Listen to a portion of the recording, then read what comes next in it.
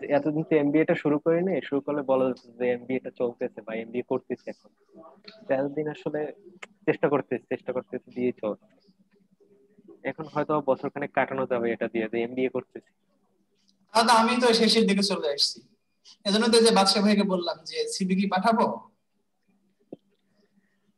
এখন আপনি যে অবস্থানে আছেন আলহামদুলিল্লাহ ভালো অবস্থানই আছেন, ঠিক আছে। হ্যাঁ, তো জাস্ট আপনি কি কোন সাবজেক্ট টিচিং দিচ্ছেন সেটা একটু জানতে পারি? সকাল থেকে রাত সব সময় শুধু সাবজেক্টে কি আপনি মানে কোন বিষয়ে পড়ান, কলেজে শুধু কোন বিষয়ে পড়ান? শুধু ইংলিশ? English English? পড়ায়, শুধু ইংলিশ পড়ায়। মানে আমি ইংলিশ টিচার, উত্তরাতে আসেন হ্যাঁ, তো কোথাও বসবেন দেখবেন ইংলিশ টিচার, রিয়ান্সার মানে ইংলিশ পড়ায়, এরকম বিষয়। হ্যাঁ, তো বাংলাদেশে মানে সবচেয়ে ডিমান্ডেবল ইয়ে হচ্ছে আপনার ইংলিশ টিচিং, ঠিক আছে। আপনার এটা হ্যাঁ, ভুল কাজে আপনি ধারণা। আমার যেটা মনে হয় নো নো উত্তরাতে নো উত্তরাতে ইংলিশে কারো সমস্যা নাই, উত্তরাতে সমস্যা হচ্ছে বাংলায়। ঠিক ঠিক আছে, সমস্যা হচ্ছে বাংলায় আর হচ্ছে সায়েন্সের সাবজেক্টে আর ম্যাথ। ঠিক আছে, সো যদি কোনো বাংলা টিচার হয় তাহলে তার ক্যারিয়ার উত্তরাতে বেস্ট মানে আমার মতে। যেহেতু সব ম্যাক্সিমাম ইংলিশ গুলো মানে ইংলিশ ভার্সন স্কুল, সো বাংলায় ছেলে মেয়ে কাইত মানে হাতের লেখা না সুন্দর, না পারে উচ্চারণ করে পড়তে। সো আমার এরকম একজন পরিচিত আছে যে 2-3 লাখ টাকা ইনকাম করে শুধু প্রাইভেট পড়ায় আছে, বাংলা টিচার। সো যাই হোক, আমরা ম্যাথটা শুরু করতে পারি মনে হয়, অনেক কথা বললাম। সো আমার মনে হয় নেসার ভাই আপনি স্ক্রিন শেয়ার করবেন। ওকে, ঠিক আছে, আমি screen share করি।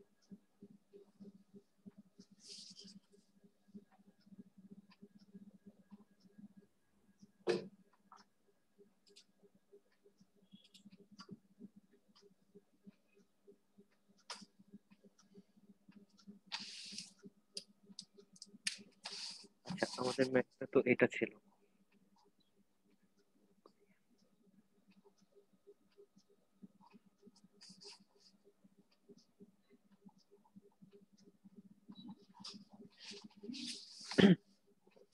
আচ্ছা, যদি পিডিএফ থাকে কারো কাছে বা বই থাকে একটু দেখতে পারেন, তাহলে তাহলে মনে হয় ভালো হবে।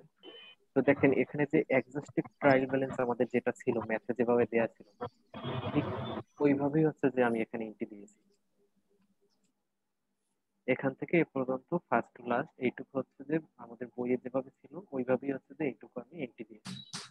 এরপরে যেটা করেছি সেটা হচ্ছে যে এখান থেকে আমি এটাকে ডিভাইড করেছি যে আসলে কোনটা অ্যাসেট বা আর কোনটা অ্যাসেট লাইবিলিটির মধ্যে ব্যালেন্স শিটে যাবে, আর কোনটা আমার ইনকাম বা এক্সপেন্স যেটা এটা আর কি। নেসার ভাই, আমার একটু প্রথম একটা প্রশ্ন ছিল। জি ভাইয়া। আহ, বা এখানে যেটি ইনস্ট্রাকশনস ছিল এতে, যখন আমাদেরকে ফিনান্সিয়াল স্টেটমেন্ট কলাম করতে বলবে, তার মানে কি আমাদের কাছ থেকে ইনকাম স্টেটমেন্ট আর ব্যালেন্স শিট চাচ্ছে? হ্যাঁ, আপনার ইনকাম স্টেটমেন্ট বা ব্যালেন্স শিট না করলে তো পরে হচ্ছে যে আপনি এটাকে ইনকাম স্টেটমেন্ট বা ব্যালেন্স শিটটাকে সেটাকে যেহেতু রিকোয়ারমেন্ট বি যখন করতেছেন তখন এটাকে তো আপনি ডিফাইন করতে পারবেন না, আলাদা আলাদা করতে পারবেন না।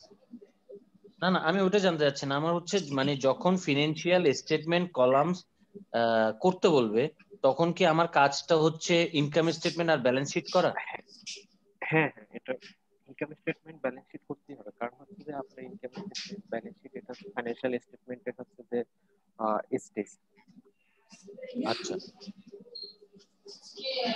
তো দেখেন, এখানে যেটা করেছি যে এখান থেকে পরে হচ্ছে যে এই যে আমার এখানে এন্ট্রি গুলো আছে, এই এন্ট্রি গুলোকে কোনটা আমার এক্সপেন্স এবং রেভিনিউ সেটাকে আমি হচ্ছে যে ইনকাম স্টেটমেন্টের মধ্যে নিয়েছি, এবং যেটা আমার অ্যাসেট বা লায়াবিলিটি সেটাকে আমি ব্যালেন্স শিটে নিয়েছি। তো দেখেন, এখানে আমাদের যেটা ছিল সেটা হচ্ছে ক্যাশ। দেখেন হচ্ছে আমাদের একটা অ্যাসেট, ডেবিট ব্যালেন্স ব্যালেন্স শিটে চলে গেছে। অ্যাকাউন্টস রিসিভেবল, এটাও আমাদের একটা asset, debit balance balance sheet. এরপরে দেখেন হচ্ছে সাপ্লাইস, তো সাপ্লাইস আমার একটা অ্যাসেট, এটাও ব্যালেন্স শিটে চলে গেল।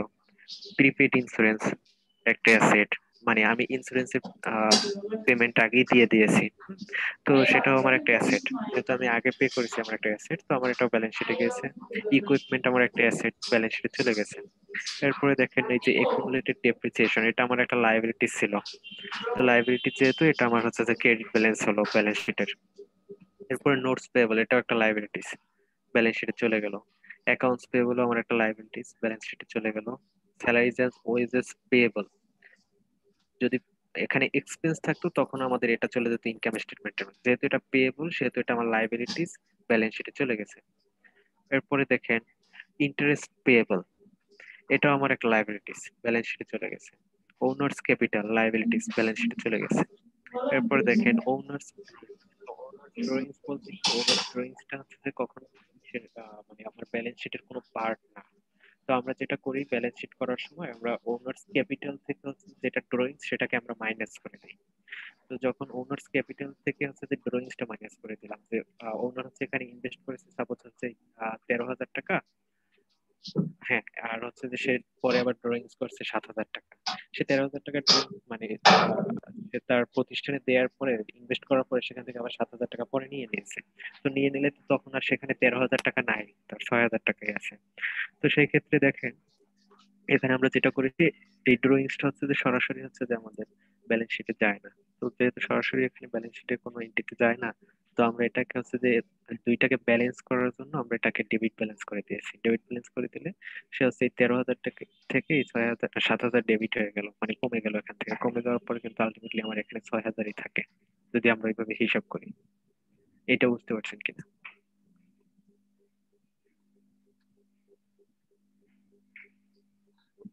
এটা কি বুঝতে পারছেন? সেম কথাটি একটু আরেকবার বলেন। বলছি যেটা ড্রয়িংস হচ্ছে কি যে আমাদের ব্যালেন্স শিটের কোনো এন্ট্রি না। তো ড্রয়িংসটা হচ্ছে কি মূলত সে এখানে 13,000 টাকা ইনভেস্ট করেছে, ইনভেস্ট করার পরে 7,000 টাকা পরে তুলে নিয়েছে। তুলে নিয়েছে দুইটাকে আমি ব্যালেন্স করার জন্য। তো আমি তো সরাসরি এখানে 6,000 টাকা লিখতে পারি না, দুইটাকে হচ্ছে আমি ব্যালেন্স করার জন্য এখানে 13,000 আর এটাকে আমরা ডেবিট ব্যালেন্স করে দিলাম 7,000।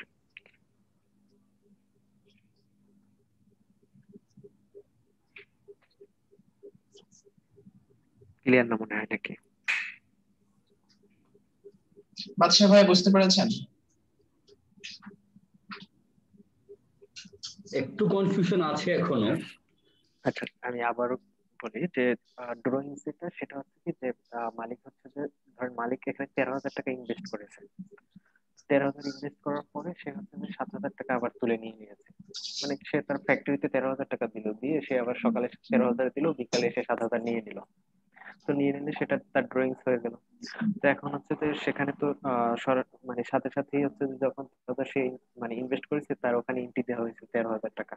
এখন যখন সে আবার 7,000 তুলে নিল তখন কিন্তু আর ওখানে হচ্ছে যে ওখান থেকে আবার সেটাকে কাটাছিড়া করে হচ্ছে 7,000 মাইনাস করা হয় না। ওখানে হচ্ছে ড্রয়িংস নামে হচ্ছে ওনার্স ড্রয়িংস নামে তার আবার নতুন একটা এন্ট্রি করা হয়েছে। এন্ট্রি করা হলে দেখেন এই 13,000 থেকে হচ্ছে 7,000 টাকা তার মাইনাস হয়ে গেল।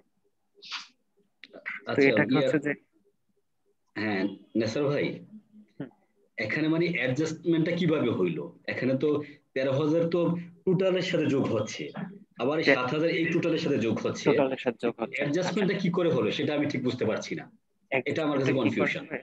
আচ্ছা, তাহলে আমি এইটুকু একটু রেখে যখন আমরা ব্যালেন্স শিটটা যাব তখন একটু এটা ডিফারেন্সটা একটু দেখিয়ে দেব।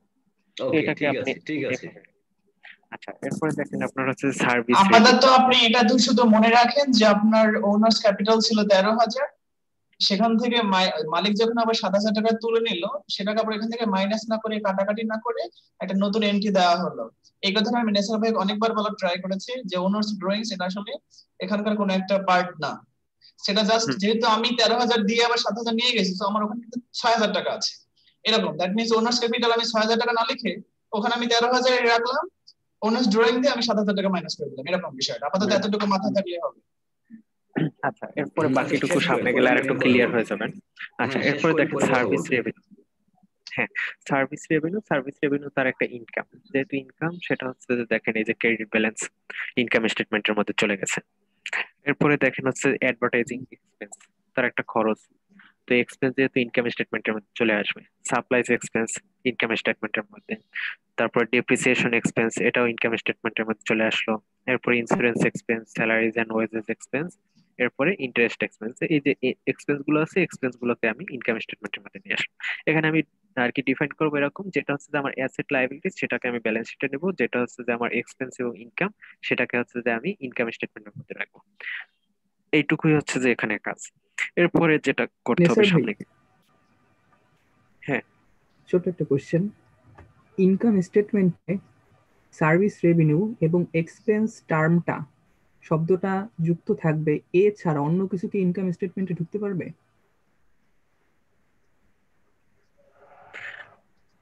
মানে বুঝিনি, আমি একটু আরেকবার বলবো। যেই সব শব্দের শেষে এক্সপেন্স আছে হুম। সেই সব শব্দগুলো প্লাস সার্ভিস রেভিনিউ এই শব্দটা এই দুইটা জিনিস ছাড়া অন্য কিছু কি ইনকাম স্টেটমেন্টে ঢুকতে পারবে? এখন হচ্ছে যে সাপোজ আমি হচ্ছে যে ওখানে সার্ভিস রেভিনিউ লিখলাম, আমি শুধু রেভিনিউ লিখলাম, বা ওখানে এমন কোনো এন্ট্রি থাকলো যেটা দ্বারা মিন করে হচ্ছে যে আপনার ইনকাম হচ্ছে, যেটা দ্বারা আপনার ইনকাম, সেটাকেই আপনি হচ্ছে যে ইনকাম স্টেটমেন্টের মধ্যে নেবেন। আর যেটা দ্বারা আপনার মিন করবে হচ্ছে যেটা আপনার এক্সপেন্স, সেটাকেই আপনি এখানে নেবেন। যেটা আপনার হচ্ছে যে সহজভাবে এখানে আপনি এক্সপেন্স লিখেন না লিখেন, কিন্তু আপনার হচ্ছে যে এন্ট্রিটা দ্বারা মনে হবে যে হ্যাঁ এটা আপনার এক্সপেন্স বা ইনকাম, সেটাকেই আপনি ইনকাম স্টেটমেন্টের মধ্যে। ইনকাম হচ্ছে এরকম আর কয়েকটা টার্ম কি বলা যাবে এক্সাম্পল হিসেবে? এক্সাম্পল হিসাবে হচ্ছে যে আপনার এখানে ধরেন এই যে একটা আছে আপনার সার্ভিস রেভিনিউ, তারপরে অর্থাৎ হচ্ছে এই যে আপনি যদি কেউ অ্যাডজাস্টেড এন্ট্রি করেন, অ্যাডজাস্টেড এন্ট্রিতে স্যার কিন্তু বারবার বলে দিয়েছিল যে আমরা অ্যাডজাস্টেড এন্ট্রিতে কোন জিনিসগুলো নেই। স্যার ভাই, অ্যাডজাস্টেড এন্ট্রিতে কি আমরা শুধুমাত্র রেভিনিউ আর এক্সপেন্স নেই কিনা? অ্যাডজাস্টেড এন্ট্রির মধ্যে হচ্ছে ওখানে যেটা থাকবে আমার শুধু রেভিনিউ এক্সপেন্স, ওখানে আমার হচ্ছে যে সেটা আপনার ইয়া হতে পারে যে যেমন কোনো কিছু আপনি এখনো পরিশোধ করেন না, পেয়েবল হতে পারে সেটা, আর্ন অন সার্ভিস রেভিনিউ হতে পারে সেটা। শুধু হচ্ছে যে এখানে যে অ্যাডজাস্টেড এন্ট্রির মধ্যে হচ্ছে যে ইনকাম বা এক্সপেন্স এটা না, ব্যালেন্স শিটের কোনো আপনার অ্যাসেট বা কোনো আপনার লায়াবিলিটি সেটাও হতে পারে। তো সহজভাবে হচ্ছে যে এটা মনে রাখবেন যে এখানে আপনি ইনকাম স্টেটমেন্টের মধ্যে আপনার যাবে হচ্ছে যে এক্সপেন্স এবং রেভিনিউ, যে মানে ইন্টিগ্রেট দ্বারা আপনি আর কি বুঝতেছেন যে হ্যাঁ এটা আমার ইনকাম, সেটাকে আপনি এটার মধ্যে নেবেন। যেটা দ্বারা আপনি বুঝতেছেন এটা আপনার এক্সপেন্স, সেটাকে আপনি ইনকাম স্টেটমেন্টের মধ্যে নেবেন। আর যেটা আপনার অ্যাসেট এবং লায়াবিলিটি মিন করবে সেটাকে আপনি ব্যালেন্স শিটের মধ্যে নেবেন। তাহলে হচ্ছে আনআর্নড সার্ভিস রেভিনিউ হচ্ছে একটা লায়াবিলিটি, এটা ব্যালেন্স শিটে যাবে। হ্যাঁ, এটা একটা লায়াবিলিটিস আপনার, এটা হচ্ছে ব্যালেন্স শিটে যাবে। দেখেন ওটার লাস্টেও কিন্তু রেভিনিউ আছে, তারপরে হচ্ছে যে সেটা হচ্ছে আপনার লায়াবিলিটি মানে ব্যালেন্স শিটে চলে গেল লায়াবিলিটিস হিসেবে। কারণ হচ্ছে যে আর্ন অন সার্ভিস রেভিনিউ আপনি সার্ভিস এখনো দেননি, কিন্তু হচ্ছে সেখান থেকে সে আপনাকে এখন তার আগেই টাকাটা পরিশোধ করে দিয়েছে। তো সেই টাকা মানে সেই সার্ভিসটা তো ইন ফিউচারে আপনার দিতে হবে, দিতে হলে সেটা আপনার জন্য একটা লায়াবিলিটি, সেটা আপনার ব্যালেন্স শিটে চলে গেল। এরপরে জি। যেটা করবেন এখানে হচ্ছে যে আপনার নেট ইনকামটা আপনি এখানে ক্যালকুলেশন করবেন। সেটা হচ্ছে যে চার্ট যেটা আমাদের দেখিয়েছিল যে দুই পাশে আমাদের লেখার দরকার নেই টোটালটা, যেই সাইডটা আপনি দেখবেন যে এই সাইডটা বড় হচ্ছে, ওই সাইড থেকে হচ্ছে যে এই সাইডটা ছোট হবে সেটাকে আপনি মাইনাস করবেন। মাইনাস করে যদি দেখতেছেন যে আপনার ডেবিট সাইডে যদি কোনো আপনার আহ উদ্বৃত্ত থাকে তখন সেটা আপনার জন্য লস হয়ে গেল, যদি ক্রেডিট সাইডে কোনো কিছু থাকে ব্যালেন্স থাকে তখন সেটা আপনার জন্য প্রফিট হবে বা নেট ইনকাম হবে। দেখেন এখানে হচ্ছে যে 61,000 ছিল, তো এখান থেকে যদি আমি এই যে অ্যামাউন্ট গুলো আছে এক্সপেন্স গুলো মাইনাস করার পরে আমার এই 10,900 টাকা থাকতেছে, এই 10,900 হচ্ছে যে আমার নেট ইনকাম। এরপরে এই নেট ইনকামটা হচ্ছে যে আমি ব্যালেন্স শিটের ক্রেডিট সাইডে নিয়ে যাবো। এই যে ক্রেডিট সাইডে নিয়ে গেলাম, নিয়ে গেলে হচ্ছে দুইটা সাইড যখন আমি যোগ করব দুইটা সাইড সেম একই ভ্যালু আসবে। ভাই নেট এটুকু। ইনকামের ক্ষেত্রে আমি একটা ছোট প্রশ্ন, সেটা হচ্ছে দুই পাশটা যোগ করে আমরা যেভাবে টেবুলার অ্যানালাইসিসে করতাম, দুই পাশটা যোগ করে তারপর এক পাশে যদি ব্যালেন্স বাড়ে তার নিচে ধরেন এটা লিখলাম, এভাবে কি লেখার কোনো সুযোগ আছে? এটা তো অনেক হ্যাঁ ঝামেলা, আপনি ঝামেলার মধ্যে যাবেন হ্যাঁ, কেন? তাহলে তো স্যার তো আমাদেরকে এভাবেই তো করাই দিছিল। ঝামেলা, এত ঝামেলায় যাবেন কেন? এটা সহজ না, তার আপনি চেয়ে হচ্ছে আপনি খুব সহজ ভাবে আপনি ডেবিটেরও জাস্ট একটা যোগ টানলাম, ক্রেডিটেরও একটা যোগ টানলাম, তারপর বিয়োগটা করলাম। হ্যাঁ স্যার ওখানে বলেছিল এটা যে আপনি ডেবিটের একটা যোগ টানলেন, ক্রেডিটের যোগ টানলেন, আপনি আপনি চাচ্ছেন হচ্ছে যে টোটালটাকে আপনি যোগ করলেন, এই 61,000 বসালেন এখানে, এটাও টোটালটা যোগ করলেন, যোগ করে হচ্ছে যে এরপরে যোগ যেটা করলাম, বড় হচ্ছে তারপর যে হচ্ছে সেখান থেকে বিয়োগফল যে পাশে ভারী সেই পাশে লিখলাম। সেটার জন্য আপনার এখানে এটা আরেকটা নতুন করে ঘর করতে হবে। তারপরে হচ্ছে যদি সেটাকে আপনি ওই যে কি বলে যে ব্যালেন্স সিডি ব্যালেন্স বিডি এরকম করতে চান, সেখানে সিডি বিডি যদি না উল্টো করে মানে আপনি এখানে যে টোটাল দিয়ে, টোটাল তো আমরা একটা চালু করলাম হচ্ছে অ্যাডজাস্টেড ট্রায়াল ব্যালেন্সের জন্য, ওই লাইনে লাইনে যদি আমরা যোগটা করে ফেলি, মানে সাব টোটালটা যদি করে ফেলি, তারপর তার পরের লাইনে নেট ইনকামের ওখানে জাস্ট নেট ইনকামটা আসলো, আমরা কি করতে পারি? ম্যাথে কি এমন করা যায়? কিন্তু আমার যেটা মনে হয় করা যাবে ব্যক্তিগতভাবে, আমার। সেক্ষেত্রে আপনি চাইলে করতে পারবেন, কিন্তু এই টোটাল এই বাম পাশে টোটালটা কি, ওই টোটালটা টোটাল আসলে কি ওই টোটাল হচ্ছে, মানে এরকম অনেক ঝামেলা হয়ে যাচ্ছে। আর তারপর যদি চান যে আপনার পরীক্ষায় ধরেন আপনার 35 মিনিট লাগবে, সেটা আপনি 40 মিনিট লাগাবেন, 5 মিনিট বেশি লাগাবেন, তাহলে আপনি করতে পারেন। কিন্তু আপনি নট চাইলে নেসেসারি, করতে এখানে পারেন আপনি এভাবে। এটা দিলে না আপনি কোনোভাবেই মার্কস বেশি পাবেন না। সেক্ষেত্রে আমার মনে হয় আপনি জাস্ট না না, আসলে ক্যালকুলেশন করবেন, মার্কস বেশি পাওয়ার না, ক্যালকুলেশন করে বেসিক্যালি মাইনাস হচ্ছে, করে দেবেন, সহজ কথা। না বেসিক্যালি হচ্ছে সহজ। একটা জিনিস তো একটু একটু মেমোরাইজ করে নিলেই হয় যে ইনকাম স্টেটমেন্টে যে হয়তো হ্যাঁ ঠিক আছে আমি ক্রেডিট সাইডেই আমি হয়তো আনসারটা পাবো, কিন্তু হচ্ছে মানে যদি কোনো কারণে ডেবিট সাইডটা যদি বড় হয়ে যায়, আমি দুইটাই যোগ টানলে আমার জন্য একটু বুঝতে সুবিধা হতো আর কি, ধাপে ধাপে ম্যাথটা গেলে। এভাবে আপনি করতে পারেন। এখন করতে গিয়ে যদি দেখা গেছে সেখানে এলোমেলো করে ফেলেন, এলোমেলো হওয়ার কথা না, তা তো মানে জাস্ট টোটালটা ওইটা সুন্দর করে চলে আসে। ডেবিটটা একবার যোগ দিলাম, ক্রেডিটটা একবার যোগ দিলাম, তারপর বিয়োগ ফলটা যে পাশে ভারী সেই পাশে লিখে নিলাম।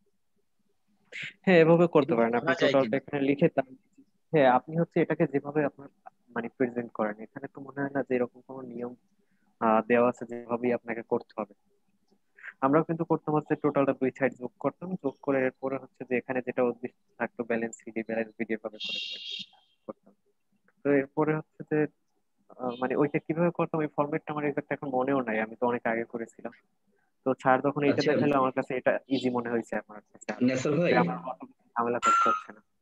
নেসার ভাই স্যার তো এভাবেই দেখিয়েছেন না, আপনি যেভাবে দেখাইছেন? হ্যাঁ, হ্যাঁ, হ্যাঁ, হ্যাঁ, এভাবে স্যার শুধু এভাবে শুধু দেখিয়েছে। এখানেই না, আমরা যখন জার্নাল থেকে যখন লেজার করেছিলাম তখন কিন্তু আমরা এমন গুলো দেখাইনি, দুইটা যোগ করে মাইনাস করিনি, অর্থাৎ মাইনাস করে যেটা মনে হয়েছে বড় শুধু সেইটাকে আমি দেখাই দিচ্ছি যতটুকু বেশি আছে, হুম।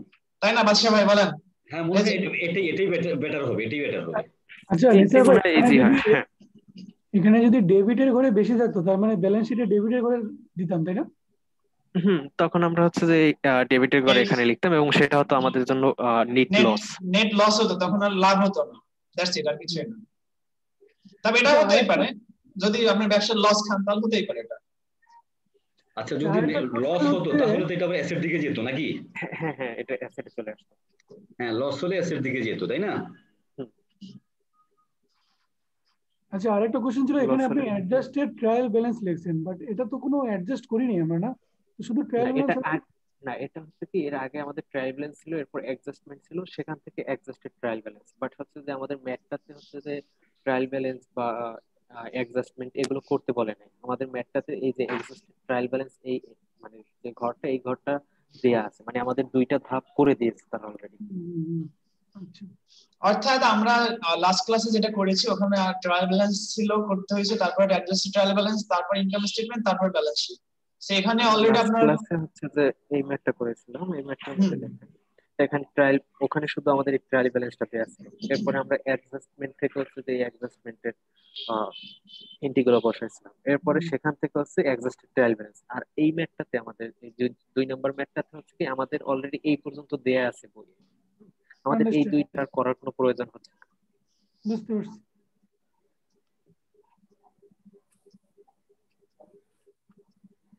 আচ্ছা, এরপরে আমরা ব্যালেন্স শিটটাকে এভাবে আর কি দুইটা যোগ করে দিলাম। আচ্ছা, এরপরে আমাদের 2 নাম্বার রিকোয়ারমেন্ট যেটা বলেছিল যে prepare an income statement, owner security statement এবং ক্লাসিফাইড ব্যালেন্স শিট। তো আমাদের এখানে ইনকাম স্টেটমেন্টটাকে, এরপর হচ্ছে ওনার সিকিউরিটি স্টেটমেন্টটাকে এবং ব্যালেন্স শিটটাকে, এইটাকে হচ্ছে আলাদা আলাদা ভাবে দেখাইতে হবে। তো সেই ক্ষেত্রে হচ্ছে যে আমি ইনকাম স্টেটমেন্টটা যেটা করলাম, দেখেন এখানে হচ্ছে কি যে আমাদের বইয়ে যে ম্যাথ গুলো দেওয়া আছে, আগের ম্যাথ গুলো হচ্ছে কি ওখানে ছিল মান্থ এন্ডেড, বাট এই ম্যাথটাতে কিন্তু আমাদের ইয়ার এন্ডেড দেওয়া আছে। আমরা যখন 1 নাম্বার ম্যাথটা করেছিলাম, 1 নাম্বার ম্যাথটাতে যদি আপনি খেয়াল করেন সেখানে দেখবেন যে for the month ended March 31, but এই 2 নাম্বার ম্যাথটাতে কিন্তু দেখবেন যে ফর দ্য ইয়ার এন্ডেড দেওয়া আছে। তো যে কারণে আমিও এখানে ইয়ার এন্ডেড লিখেছি। তারপরে হচ্ছে যেহেতু আগামী ক্লাস স্যার এক্সাম হবে, এক্সামের আগে মানে ক্লাস শুরু হলে মনে হয় যে এটা স্যারের কাছে আরেকটু ক্লিয়ার হয়ে নিলে ভালো হবে। স্যার আমাদের ওখানে বইয়ে যখন ইয়ার এন্ডেড দেওয়া আছে ইনকাম স্টেটমেন্টের ক্ষেত্রে, আমরা কি ওখানে ইয়ার এন্ডেড লিখতে পারি কিনা, এইটুকু যদি রিয়ান ভাই জিজ্ঞেস করতেন তাহলে মনে হয় ভালো হবে, ঠিক কনফিউশন আছে, থাকবে। আমরা আমরা তো টাইম পাই স্যারের সাথে কথা বলার জন্য, যে হ্যাঁ, হ্যাঁ, যখন ওই সময় জিজ্ঞেস করে নিলাম। ফর দা ইয়ার ইন্ডেড দেওয়া থাকবে আমরা কি সেটা লিখবো নাকি মান্থ ধরবো? হ্যাঁ, যখন আমরা ব্যালেন্স শিটে তো আমাদের আর কি এখানে ইয়ার এন্ড বা মান্থ এন্ড এগুলো লেখার প্রয়োজন হবে না। আমাদের ইনকাম স্টেটমেন্ট ওনার সিকিউরিটিতে এটা লেখার প্রয়োজন। সেক্ষেত্রে হচ্ছে স্যারের কাছে এটা ক্লিয়ার হয়ে গেলে কোনো কনফিউশন থাকবে না। যেহেতু বইয়ে ইয়ার এন্ডেড দেয়া আছে, আমি এখানে আর কি ইয়ার এন্ডেড দিয়ে করছি। তো দেখেন ইনকাম স্টেটমেন্ট যেটা করেছিলাম আমরা ওখানে ওখানে যেটা করেছি দেখেন খুব সহজ। সেটা হচ্ছে কি আমাদের এই যে রেভিনিউ থেকে আমি কি করেছিলাম, এই এক্সপেন্স গুলোকে মাইনাস করেছিলাম। মাইনাস করে আমরা এই ইনকামটা পেয়েছি। এখানেও সেই জিনিসটাকে একটু গ্রাফিক্যালি দেখেন। রেভিনিউ যেটা সার্ভিস রেভিনিউ হিসেবে তার 61,000 ছিল, এবং তার যে এক্সপেন্স গুলো আছে এই এক্সপেন্স গুলোকে আমি সাব টোটালে নিয়ে টোটাল এক্সপেন্স কত হয়েছে এইটা থেকে হচ্ছে 61,000 থেকে এই 50,100 মাইনাস করেছি নেট ইনকাম। এটা তো মনে হয় না কারো প্রবলেম আছে। অর্থাৎ আপনি যদি আগে এই যে ওয়ার্কশিট যেটা আমরা করলাম এই ওয়ার্কশিটটা যদি বুঝেন ওখানে যেভাবে ইনকাম স্টেটমেন্ট দেওয়া আছে জাস্ট সেটাই আপনি এখানে দেখাই দিয়েছেন, মানে 100% সেম হচ্ছে, তাই না? সেম সেম ওখানে যেভাবে আছে সেভাবেই আপনি এখানে করছেন। আচ্ছা, এরপরে যদি এটাতে প্রবলেম না থাকলে আমরা ওনার সিকিউরিটিটা ওনার যেতে পারি। Security statement. আচ্ছা নেসার ভাই, রায়ান ভাই, আপনারা যে এটা বলছিলেন যে for the year ended December 31, 2017, যেহেতু অঙ্কের মধ্যে ইয়ার ইন্ডেড বলা হয়েছে, কাজে আমাদের তো এটাই লেখা উচিত। হ্যাঁ, যদি এটাই লেখা মান্থলি উচিত। হইতো তারপরে তখন যেহেতু মাসেরটা মানে লিখতাম আমরা। তারপরে স্যারকে একবার জিজ্ঞেস করবো, সমস্যা নেই। তা করতে তাহলে আর পারেন। কোনো কনফিউশন থাকবে না, কারণ আমরা যখন ওই দেখেন আগের সফটওয়্যার ম্যাথ গুলো করেছি, যখন সম্ভবত সেকেন্ড সফটওয়্যার ম্যাথ গুলো করেছি, তখন কিন্তু আমরা হচ্ছে যে এরকম আর কি সেখানে কিন্তু বলা থাকতো না যে এটা ইয়ার এন্ড ডেট নাকি মান্থ এন্ড। ডিসেম্বর 31 থাকলে হচ্ছে যে আমরা সেখানে লিখতাম হচ্ছে মান্থ এন্ড ডেট। অর্থাৎ আমরা এখন পর্যন্ত যতগুলো ম্যাথ করেছি সব ম্যাথেই লিখছি ফর দ্য মান্থ এন্ডেড, মানে মান্থ এন্ড ডেট, হ্যাঁ। For the month ended March হোক, ফেব্রুয়ারি হোক, ডিসেম্বর হোক। সো এই ম্যাথটার মধ্যে দেওয়া ছিল for the year ended. So that's এটা একটা এটা না, ছোট্ট আমরা সমস্যা। সামনে যে ম্যাথ গুলো আছে প্রত্যেকটা ম্যাথই হচ্ছে যেভাবে দেয়া আছে যে ইয়ার এন্ড ডেট দেয়া আছে। ওকে, সো আমরা ওনার সিকিউরিটি স্টেটমেন্টটা দেখতে পারি। ওনার সিকিউরিটি স্টেটমেন্ট সেম একই ঘটনা। আমাদের বিগিনিং ক্যাপিটাল যেটা ছিল, দেখেন বিগিনিং ক্যাপিটাল ছিল হচ্ছে যে আমাদের ওখানে 13,000, আর আমাদের নেট ইনকাম যেটা হয়েছিল এই যে 10,900, এই 10,900 আমি এখানে যোগ করে নিয়েছি। এখন এই সাব টোটালের ঘটার কিন্তু আমার এখানে প্রয়োজন হয় নাই। এটা প্রয়োজন হইতো এখানে যদি আমাদের এডিশনাল কোনো ইনভেস্টমেন্ট থাকতো, এডিশনাল যদি ক্যাপিটাল থাকতো, সেই ক্ষেত্রে হচ্ছে যে আমাদের এটার প্রয়োজন হতো। তাহলে হচ্ছে যে আমি বিগিনিং ক্যাপিটালটা এখানে ডান সাইডে লিখতাম, এরপর এডিশনাল ইনভেস্টমেন্টটা আমি সাব টোটালে লিখতাম, ওটার সাথে আমি নেট ইনকামটাকে প্লাস করতাম। তখন হচ্ছে যে টোটাল হচ্ছে যে যেটা বের হতো ওটার সাথে হচ্ছে যে এই সাব টোটালে তখন একটা কাজ থাকতো। যেহেতু আমার এখানে আর কোনো ইয়ে নাই, আমি ঘরটা আগেই করে ফেলেছি, তো ওভাবেই রেখে দিয়েছি। তো এটা আর কি, যদি রেখে দিই সেক্ষেত্রে হচ্ছে যে স্যার কাটবে না, আর যদি এটা নাও দিই এখানে সেক্ষেত্রেও স্যার কাটবে না, যেহেতু সাব টোটালে এখানে কোনো কাজ নেই। তো দেখেন বিগিনিং ক্যাপিটাল যেটা ছিল হচ্ছে 13,000, সেটা নিয়ে নিয়েছি। এটার সাথে নেট ইনকাম যেটা আমি পেলাম এখানে 10,900, সেটাও নিয়ে নিলাম 10,900, টোটাল হলো আমার 23,900। এখান থেকে এই যে ড্রয়িং ছিল একটা 7,000, এই যে ড্রয়িংসটা ছিল 7,000, এই ড্রয়িংসটাকে আমি এখান থেকে মাইনাস করে দিলাম, লেস ওনার্স ড্রয়িং 7,000।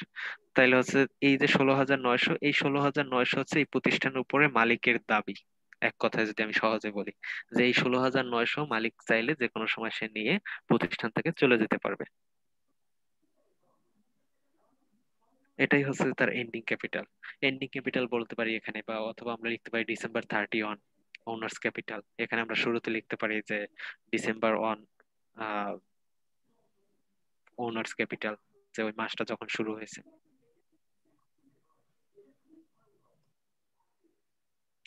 তো এখানে হচ্ছে যে ওই বিষয়টার জন্য আমি আর কি স্যারকে জিজ্ঞেস করার জন্য কনফিউশনটা এই কারণে, যখন আমরা ম্যাথ গুলো করি তখন ম্যাথ গুলো করার সময় স্যার যখন করিয়েছিল তখন ওখানে লিখেছিল যে যেই মাসটা শুরু করেছিল ওই মাসটার নাম দিয়ে শুরু করেছে। সাপোজ মে মাসে শুরু করেছে, মে 1 ওনার্স ক্যাপিটাল এরকম।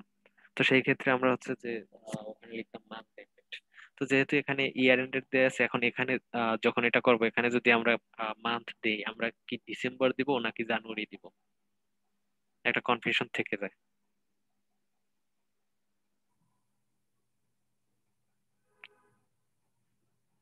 রিয়ান ভাই? জি হ্যাঁ, এটাই বলছিলাম যে স্যার যে ম্যাথটা করেছিল ওখানে এভাবে লিখেছিল যে ক্যাপিটাল মার্চ অন টু হুম 2017। হুম হুম। আচ্ছা, এটাও মনে হয় বুঝতে পারছেন, সমস্যা হওয়ার কথা না। সমস্যার কথা না। এবং ভাই ওকে, হ্যাঁ ক্যারি অন। অর্থাৎ আচ্ছা, শুরুতে যদি ডেট দিতেন তাহলে শেষেও ডেটটা দিতে পারতেন আর কি, যে মার্চের 1 তারিখ শুরু, হ্যাঁ আর যেখানে আমি যেটা এন্ডিং পেয়েছি দ্যাট মিন্স মার্চ 31 ছিল, এরকম ছিল যে মার্চের 1 তারিখ শুরু করেছিল, মার্চের 31 তারিখ শেষ হয়েছে। আর এখানে তাহলে আমি এখানে যেহেতু ইয়ার যেহেতু বলা আছে that means beginning of the year, আর যেটা শেষ হয়েছে সেটা হচ্ছে এন্ডিং, সেটা আপনি তো লিখেই দিয়েছেন। ending capital। তো এটা হচ্ছে যে আমি এভাবে লিখে নিয়েছি কারণ কারণ আমি এখানে বুঝতেছি না যে এখানে আমি এই ম্যাচটাকে জানুয়ারির 1 থেকে শুরু করব নাকি ডিসেম্বরের 1 থেকে শুরু করব। সে কারণে আমি সহজে বিগিনিং এন্ডিং দিয়ে একটা করেছি। এখন যদি এখানে স্যার বলে যে মানে মান্থ এন্ডিং, সেক্ষেত্রে হচ্ছে যে আমরা এখানে হচ্ছে যে ডিসেম্বর 1 দিতে পারি। আর যদি বলে যে ইয়ার এন্ডিং, তো সেক্ষেত্রে কি আমরা এখানে জানুয়ারি 1 দিব কিনা, এটা একটা কোশ্চেন থেকে যায়। তো এই জন্য হচ্ছে যে আগামী ক্লাসে এইটুকু মনে হয় যে ক্লিয়ার হয়ে এক্সামে বসাটা মনে হয় ভালো হবে।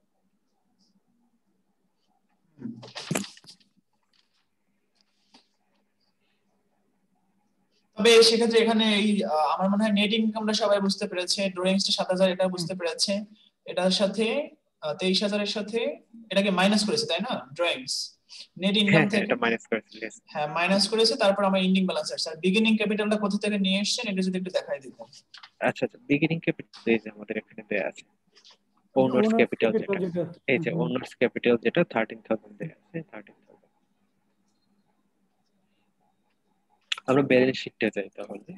তো দেখেন, ব্যালেন্স শিটে যখন আসছি তখন হচ্ছে যে আমাদের এখানে মানে প্রথমে আমরা হচ্ছে যে অ্যাসেট গুলো নিয়ে কাজ করবো। যে অ্যাসেট গুলোর মধ্যে হচ্ছে কারেন্ট অ্যাসেট, যে অ্যাসেটটা হচ্ছে কি যে আমি অল্প সময়ের মধ্যে এটাকে লিকুইড করতে পারবো। যদি আমরা ধরি যে উইদিন 1 ইয়ার। এরপর স্যার এটা সম্পর্কে মনে হয় যে গতদিন আর কিছু একটু বলছিল, আমার এক্সাক্ট মনে নেই। তো কারেন্ট অ্যাসেটের মধ্যে আমাদের ক্যাশ এটা পরে, অ্যাকাউন্টস রিসিভেবল এটা পরে, তারপরে সাপ্লাইজ, এরপরে হচ্ছে যে প্রিপেইড ইন্স্যুরেন্স। এই চারটা হচ্ছে যে এন্ট্রি আমার কারেন্ট অ্যাসেটের মধ্যে পড়ে। এই চারটা এন্ট্রিকে আমি এখানে নিয়ে যোগ করে দিলাম 19,600, এটাকে আমি টোটাল কারেন্ট অ্যাসেট দিলাম। তো আমার এখানে হচ্ছে যে বইও দেখেন এটা রেজাল্ট দেওয়া আছে 19,600 কারেন্ট অ্যাসেট।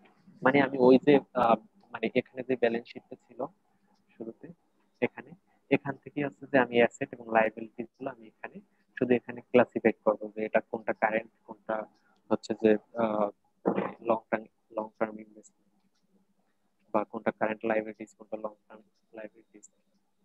এটাকে হচ্ছে কি আমরা প্রত্যেকটাকে আলাদা আলাদা করবো।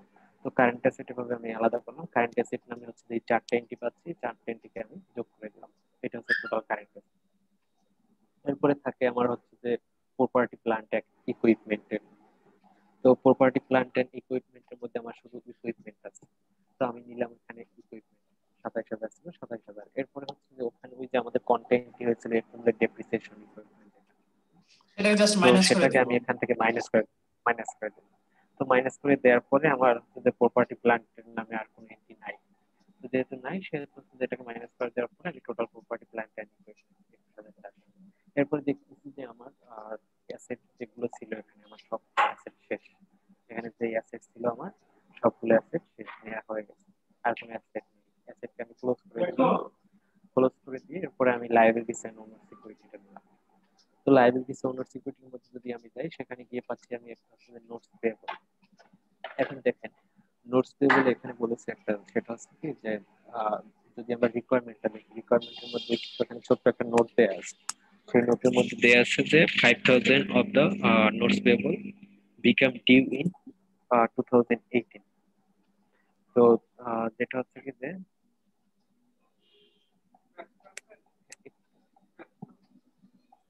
20 মিনিট পরে, 20 মিনিট পরে দেখিয়ে দিই। সরি রিয়ান ভাই। না সমস্যা নাই, বুঝতে পেরেছি। আচ্ছা, এরপরে দেখেন কারেন্ট লাইবিলিটির মধ্যে আমরা যেটা দেখতে পাচ্ছি সেটা হচ্ছে কি যেখানে আমাদের নোটস পেয়েবল নামে একটা এন্ট্রি ছিল, সেটা যদি আমরা রিকোয়ারমেন্টের মধ্যে দেখি, ইনস্ট্রাকশন সেখানে দেয়া ছিল যে নোট নামে একটা ব্র্যাকেটের মধ্যে দেখেন note 5,000 of the notes payable become due in 2018। তো 2018 এর আমার এখানে হচ্ছে যে ডিউ থাকবে নোটস পেয়েবল, মানে দ্যাট মিন্স হচ্ছে আমার ডিসেম্বর 31, মানে এই বছরটা আমার শেষ। তার মানে আগামী বছরে আমার নোট পেয়েবল ডিউ থাকতেছে এখন 5,000 টাকা। ঠিক আছে, বাট আমাদের ম্যাথে যদি আমরা খেয়াল করি, ম্যাথে নোটস পেয়েবল নামে আমি পাচ্ছি 15,000। 15,000 টাকা ছিল ওখানে। আর 15,000 টাকা। আমাদের যে ইনস্ট্রাকশন দেওয়া আছে, ইনস্ট্রাকশন ওখানে বলা ছিল যে 18 সালে, আই মিন পরের বছরে আমার ওখানে আরো 5,000 টাকা আর কি দিতে হবে, এরকম কিছু একটা। 5,000 টাকা দিতে হবে। আর বাকিটা হচ্ছে, তার মানে হচ্ছে যে বাকিটা আমার লং টার্ম নোটস পেয়েবল থেকে যাচ্ছে। তো দেখেন সেখানে 15,000 আমি ভাগ করে দিয়েছি। কারেন্ট লাইবিলিটিস এর মধ্যে আমি হচ্ছে নিয়েছি হচ্ছে নোটস পেয়েবল 5,000, এবং লং টার্ম লাইবিলিটিস এর মধ্যে আমি নোটস পেয়েবল নিয়ে নিয়েছি 10,000। আচ্ছা, এখানে যে ডি নাম্বার যে একটা দিল, মানে এই যে থা did not make any additional investment in the business during the year, মানে এটা দিয়ে কি হলো আর না দিলে কি হতো? না দিলে কি হবে? এটা দেওয়া যা না দেওয়া যা, কারণ আমরা যখন ম্যাথটা করে আসছি এই পর্যন্ত এর মধ্যে আমি কোনো এডিশনাল ইনভেস্টমেন্ট যেহেতু পাইনি, তো পাইনি সে এখানে আরো একটু হিন্টস দিয়ে দিল যে আপনি কনফিউশন হয়েন না, যে এখানে কোনো এডিশনাল ইনভেস্টমেন্ট নাই, যে আপনার দ্বিতীয়বার যাতে আপনি না করতে লাগে। তারপরে নেসার ভাই, জি নেসার বাচ্চা ভাই, এই নোটস পেয়েবল 5000 এটা আরেকটু ক্লিয়ার করেন প্লিজ। নোটস পেবলটা হচ্ছে কি যে আমার এখানে দেখেন আমার এই ম্যাথটা শেষ হচ্ছে ডিসেম্বরের 31 তারিখে, তার মানে 2017 তারপরের সালে দিন এটা বলে দেন। 2017 সালে, হ্যাঁ এর 2017 পরের সালে দিনই 31 ডিসেম্বর শেষ হচ্ছে। এর পরের দিনই কিন্তু 2018 সাল। হুম এখন এখানে বলে দিয়েছে যে আপনার নোটস পেবল 2018 সালের জন্য আপনি রাখবেন 5000। তার মানে আপনি 15,000 আপনার নোটস পেবল আছে, আপনি 2018 জন্য যদি রাখেন আপনি 5,000, তাহলে বাকিটা কি 2018 সালের পরে গিয়ে দিবেন। হ্যাঁ হ্যাঁ এটা বুঝতে হবে। যেহেতু 2018 সাল, তার মানে এখান থেকে আমার এই যে 1 তারিখ থেকে তারপরে ডিসেম্বরের হচ্ছে যে জানুয়ারি 1 থেকে ডিসেম্বরে যদি আমি ধরি 31 তারিখ, তার মানে এখানে 1 বছর, এই 1 বছর কি স্বল্প সময়, সেটা আমি একটা কারেন্ট লাইবিলিটিস হিসেবে নিতে পারি। যেহেতু 1 বছরের বেশি অতিক্রম হয়ে যাচ্ছে, সেটাকে আমি কারেন্ট লাইবিলিটিস হিসেবে নিতে পারি, সেজন্য হচ্ছে সেটাকে আমি লং নেসার টার্ম ভাই লাইবিলিটি। ব্যাপারটা কি একটু উল্টা চিন্তা করছি না? মানে 2018 এর জন্য 5,000 টাকা থেকে যাবে, তার মানে কি 2017 এর মধ্যে বাকি 10,000 পে হয়ে গেছে? না না এরকমের না, যদি পে হয় না, হতো, পে হলে আপনার পে এক্সপেন্স হইলে হয়ে যেত। বিষয়টা হচ্ছে পে হইলে এরকম যে এক্সপেন্স হয়ে আপনি যেত। আপনি 18 সালে 5,000 দিবেন, বাকি যে 10,000 সেটা হয়তো বা আপনি নাও দিতে পারেন বা 30 সালেও দিতে পারেন। যদি আপনি পে করতেন আচ্ছা তাহলে আচ্ছা। তো আপনার পেয়েবল আর হিসেবে থাকতো না, পে করলে তো অলরেডি পে হয়ে যেত, তাইলে তো আর পেয়েবল হিসেবে থাকতো না। আর বাদশাহের জন্য বলবো যে আপনি এই 5,000 টাকা এত আলোচনা করতেছি, এটা কোথায় পাবো? এটা হলো ইনস্ট্রাকশন দেয়া আছে যে বি, ওই বি এর নিচে ছোট্ট করে লেখা আছে নোট। সো ওখানে আপনি দেখতে পাচ্ছেন হয়তো। না এটা আমি এখন ব্যাপারটা বুঝতে পেরেছি। আমি যেটা যেটা বুঝেছি সেটা হচ্ছে 15,000 টাকার নোটস পেয়েবল ছিল, আমাকে বলেছে 5,000 টাকা হচ্ছে কি করতে হবে, 18 সালে দিতে 2018 হবে। হ্যাঁ 2018 জানুয়ারির 1 এটা যাবে। আর বাকি জানুয়ারি যেটা 1 না, আপনি 10,000 টাকা, এটা ওই যে অ্যাকাউন্টিং যে পিরিয়ড 1 বছর, 1 বছরের তারপরে বেশি ওভার করে যাচ্ছে, এই এক জন্য সেটাকে জানুয়ারি, লং টার্ম। এখানে 1 জানুয়ারি বলা কোথায় পাইলেন? এখন তো ডিসেম্বরে, ওই 18 সালে ডিসেম্বরও দিতে পারেন, এখানে ডেট দেয়া নাই তো, দেয়া ডেট আছে? দেয়া নেই, ডেট দেয়া নেই, আপনি 2018 সালের মধ্যে এটা পে করবেন। ডিউ ইন এটা পে করতে পারেন, 2018, মানে আপনি 18 সালের মধ্যে দেবেন। এটা আপনি জানুয়ারি 1 তারিখও দিতে পারেন, আর গিয়ে তারপরে ওই যে ডিসেম্বরের 31 তারিখেও গিয়ে দিতে পারেন, তার মানে হচ্ছে আপনি 2018 সালের মধ্যে আপনার এটাকে দিতে হবে। এখন আমি এই যে 5,000 টাকা, মানে অর্থাৎ যে 15,000 টাকা পাইতাম বাদশাহের কাছে, এটা আপনার জন্য 1 বছর টাইম দেওয়া হলো, যে এই যে আপনি 21 সালের জানুয়ারিতেও দিতে পারেন, আর চাইলে 21 সালের ডিসেম্বরেও দিতে পারেন, জাস্ট আপনি দিলেই হলো। আর বাকি 10,000 ধরেন আপনি পরে দিলেন। বড় ভাই মানুষ, ফ্রেন্ড মানুষ, ক্লাসমেট মানুষ, আপনি এটা আস্তে ধীরে দিয়ে আপনার মতো, কিন্তু 5,000 আপনাকে অবশ্যই আর 21 সালের এই মধ্যে দিতে বছর হবে। আর 21 সালের এই মধ্যে দিতে হবে। কারণেই 10,000 টাকা লং টার্ম হয়ে গেল, তাই না? হ্যাঁ, হ্যাঁ হ্যাঁ হ্যাঁ। এই হ্যাঁ হ্যাঁ প্যান্ডামিকের ওকে জন্য, ঠিক আছে। এই প্যান্ডামিকের জন্য আপনার জন্য 10,000 টাকা আপনার ইচ্ছা মতো দিবেন, কিন্তু আমার ওকে যেহেতু ঠিক তারা আছে, আছে। টাকা পয়সা দরকার, তাই 5,000 টাকা হ্যাঁ দিয়ে দেবেন। Now I am clear, thank you very much. আচ্ছা, এরপরে দেখেন অ্যাকাউন্টস পেয়েবল, সেটা হচ্ছে যে আমার একটা লাইবিলিটিস, কারেন্ট লাইবিলিটিস চলে আসলো। স্যালারিজ এন্ড ওয়েজেস পেয়েবল, এটা আমার একটা কারেন্ট লাইবিলিটিস, তার মানে আপনি কাজ করছেন শ্রমিক, আপনাকে আপনি হয়তো 31 তারিখ দিচ্ছেন না, 4-5 তারিখে গিয়ে তো আপনি দিচ্ছেন তাকে স্যালারি, কারণ আপনার শ্রমিকরা তো আপনার স্যালারির জন্য 1 বছর 2 বছর অপেক্ষা করবে না। তো এটা একটা কারেন্ট লাইবিলিটিস। এরপরে ইন্টারেস্ট পেয়েবল, ইন্টারেস্ট আপনাকে খুব দ্রুত দিতে হবে, কারেন্ট লাইবিলিটিস। তো টোটাল কারেন্ট লাইবিলিটি আমি এখানে যোগ করে দিলাম, আর লং টার্ম লাইবিলিটিস। তো এখন এই যে কারেন্ট লাইবিলিটিস এবং লং টার্ম লাইবিলিটিস দুইটাকে যোগ করার পরে টোটাল লাইবিলিটিস হলো আমার 24,100। এরপরে দেখেন আমার ওনার সিকিউরিটি, দেখুন এখন ওনার সিকিউরিটির মধ্যে আমি এন্ডিং ক্যাপিটাল যেটা পেয়েছিলাম আমি 16,900, এই 16,900 তো মালিকের হচ্ছে যে ওনার সিকিউরিটি, মালিকের সত্ত্ব যেটা। তো আমি এখানে সরাসরি নিয়ে আসলাম যে ওনার সিকিউরিটির মধ্যে এন্ডিং ক্যাপিটাল 16,900। তো লাইবিলিটিস এবং এন্ডিং ক্যাপিটাল যেটা ওনার সিকিউরিটি, এই দুইটাকে যোগ করলে আমি পাচ্ছি total liabilities and owner security. তো এখানে হচ্ছে লাইবিলিটিস ওনার সিকিউরিটি হচ্ছে 41,000, অ্যাসেট হচ্ছে 41,000। আচ্ছা, এখন যেটা আমরা একটু দেখতে চাইছিলাম সেটা হচ্ছে কি যে, নেসার ভাই, হ্যাঁ আমরা যেরকম কারেন্ট লায়াবিলিটিস এবং লং টার্ম লায়াবিলিটিসটা বুঝলাম নোট পেয়েবলস এর থ্রুতে, তো আমরা কারেন্ট অ্যাসেট এবং লং টার্ম অ্যাসেটটা কিভাবে বুঝতে পারি, এক্সাম্পল নিতে চাইলে? কারেন্ট অ্যাসেটও আপনি এরকম বুঝবেন যে যেটা হচ্ছে কি যে সহজ ভাবে যে আপনার যেটা উইদিন এ ইয়ার, যেটা আপনার কাছে পে করতে হচ্ছে মানে পাচ্ছেন, বা আপনার কাছে যেটা আছে 1 বছরের মধ্যে যেটাকে আপনি হচ্ছে লিকুইড করতে পারবেন, সেটাই আপনার কারেন্ট অ্যাসেট। এখন আপনার একটা ল্যান্ড আছে, এখন ল্যান্ডটা আপনি চাইলে 1 বছরের মধ্যে বা স্বল্প সময়ের মধ্যে আপনি ল্যান্ডটাকে সেল করতে পারবেন না। বাট আপনি কারো কাছে এখন টাকা পান, সাপোজ আপনি কারো কাছে 5,000 টাকা পান, আপনি তার কাছে টাকাটা চাইতে পারেন। এই যে অ্যাকাউন্ট রিসিভেবল, এটা হচ্ছে কি 10,800 টাকা আপনি কারো কাছে পাবেন, সেটা আপনি তার কাছে যদি চান সে আপনাকে দিয়ে দিবে। বাট একটা ইকুইপমেন্ট, এই ইকুইপমেন্টের দাম ধরেন 10 লাখ টাকা। এখন এটাকে চাইলে আপনি খুব সহজেই ওই সময়ের মধ্যে আপনি এটাকে 10 লাখ টাকা সেল করতে পারবেন। হয় যদি খুব স্বল্প সময় সেল করেন তখন কিন্তু আপনাকে খুব অল্প দামে সেল করতে হবে। যদি অল্প দামে সেল করেন তখন কিন্তু আপনার লস হয়ে যাচ্ছে, আর প্রতিষ্ঠান হচ্ছে যে সেই অল্প দামে সেল করতে চাই